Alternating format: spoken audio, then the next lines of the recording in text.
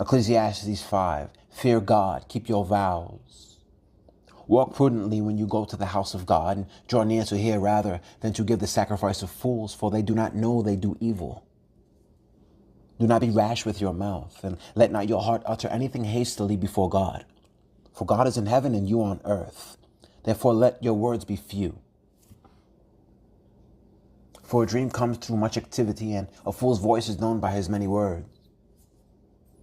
When you make a vow to God, do not delay to pay it, for he has no pleasure in fools. Pay what you have vowed. Better not to vow than to vow and not pay. Do not let your mouth cause your flesh to sin, nor say before the messenger of God that it was an error. Why should God be angry at your excuse and destroy the work of your hands? For in the multitude of dreams and many words there is also vanity, but fear God.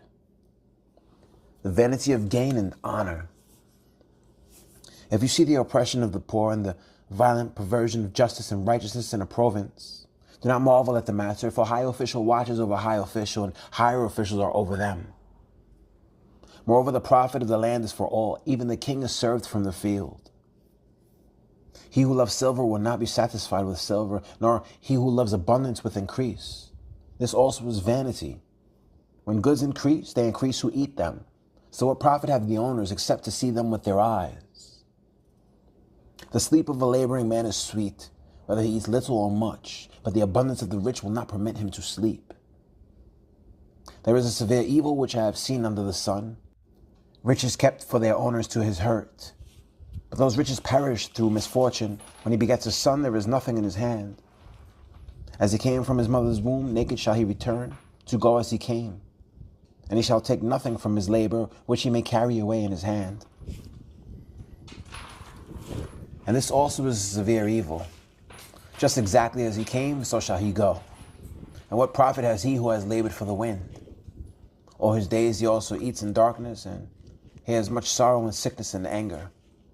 Here is what I have seen. It is good and fitting for one to eat and drink, and to enjoy the good of all his labor, in which he toils under the sun all the days of his life, which God gives him, for it is his heritage. As for every man to whom God has given riches and wealth, and given him power to eat of it, to receive his heritage and rejoice in his labor, this is the gift of God. For he will not dwell unduly on the days of his life, because God keeps him busy with the joy of his heart.